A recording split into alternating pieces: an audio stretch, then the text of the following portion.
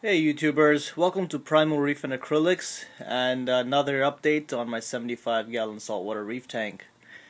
Sorry if one thing I do want to apologize is it's been a while. I really apologize, haven't done any updates. I've been actually in the hospital for about a week and my tank has been living by itself. My sister's been trying to take care of it as much as possible. Just some of the things that are happening. I'll give you guys another update on the tank afterwards. So this update is going to be on saltwater replenishment, how to change your saltwater reef tank. Well, this is how I change my saltwater reef tank temporarily right now. First off, you want to start switching out salt water. You want to do weekly, bi-weekly, monthly water changes depending on your bioload. Depends on what you want to replenish in your tank. First off, when you do water changes, very, very important, guys, always go with an RODI unit. Mine is hanging on the wall.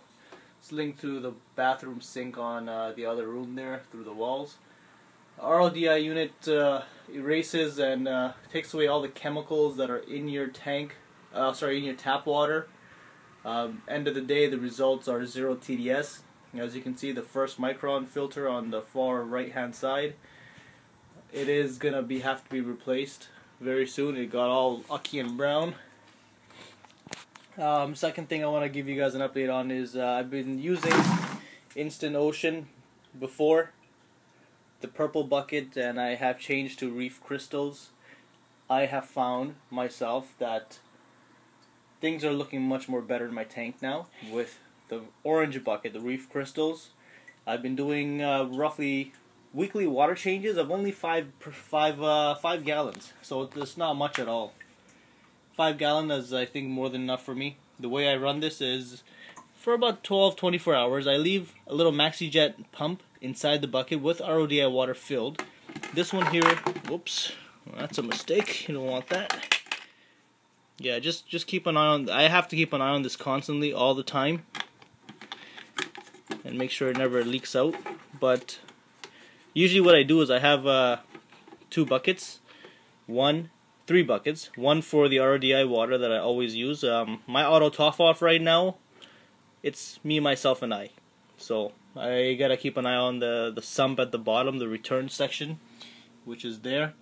And as soon as the water level starts going down, I gotta top it off. It's kind of annoying, but just in the planning stages right now. I gotta figure out exactly how everything's gonna work. Might be upgrading to a bigger tank, I'm not too sure yet. May just probably could do a rimless custom tank. Again, still in the works. So with this, what you want to do is you want to have 1 bucket full of RODI water. The way you mix the salt, I'm not going to get into that, it's pretty explanatory. Read the bucket. The way I do it, every salt bucket will have different salinity parameters and also your calcium, magnesium, and all the other alkalinity and all the essential elements that you need in your reef system. What I technically do is I just add cup per cup to the RODI water until I get my salinity the way I want to, because you don't know how long the manufacturer has been keeping that bucket at their place, then the local fish store, then to you, and then to your tank. Every salt bucket would have from the top to the bottom. Okay, starting from the top, maybe a different salinity compared to the bottom. You never know. So I always take it a cup at a time, and then again, your regular hydrometer.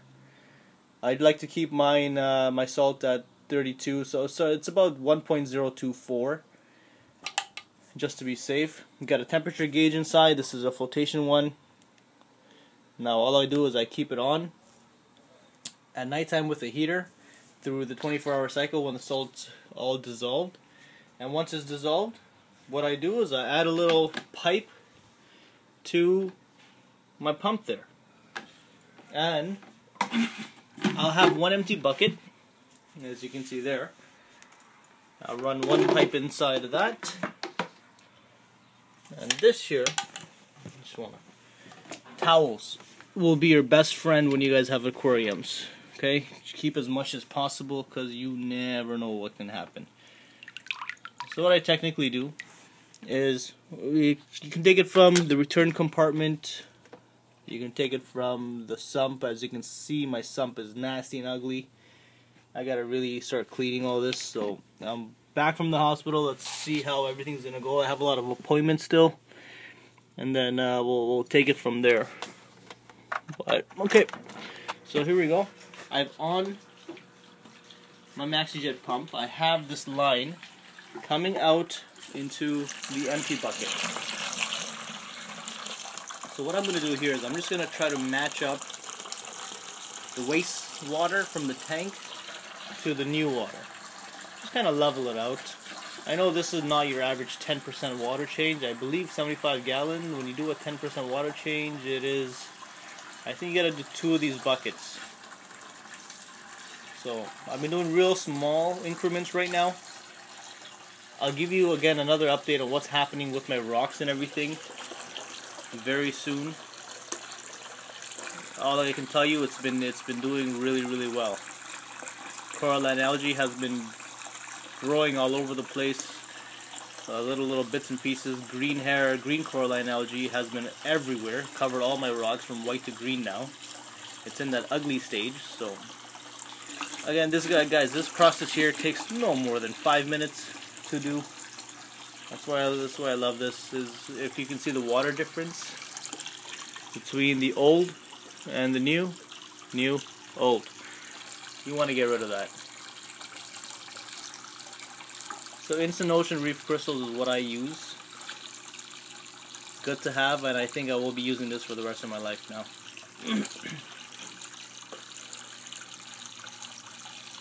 So 2 things you want to keep an eye on. You want to keep an eye on this bucket, and just make sure the level in your sump doesn't, your pump doesn't run dry there.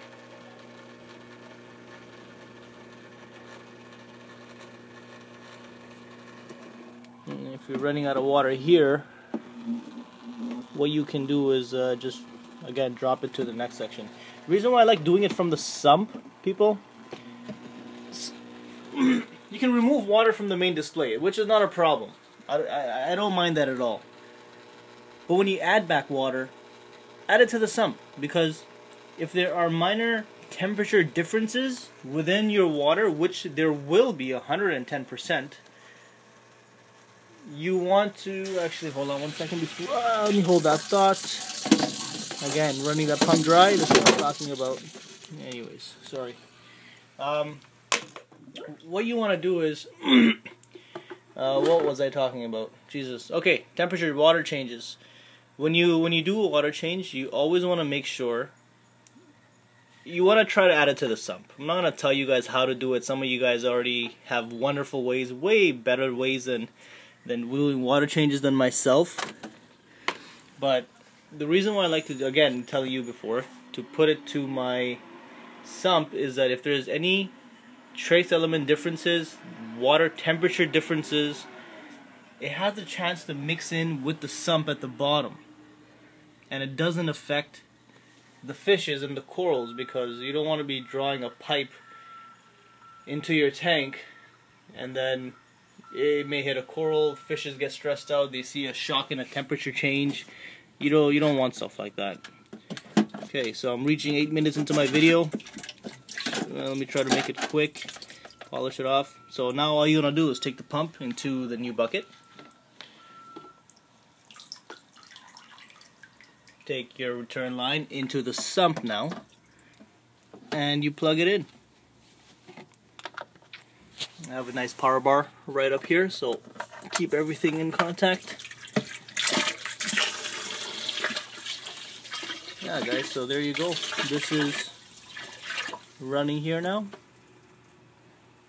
Okay, now all you gotta do is wait for this bucket to drain into the sump, and then you turn on the return pump, and voila, you're good to go.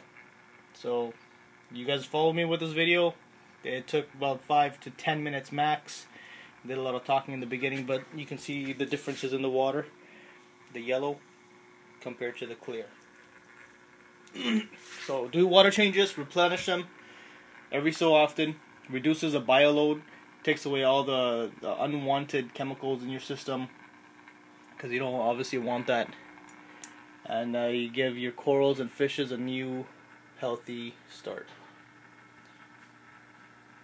I'll give you guys an update more towards the evening and tell you what's in my tank, what's not in my tank, and my future plans on do-it-yourself LED lights,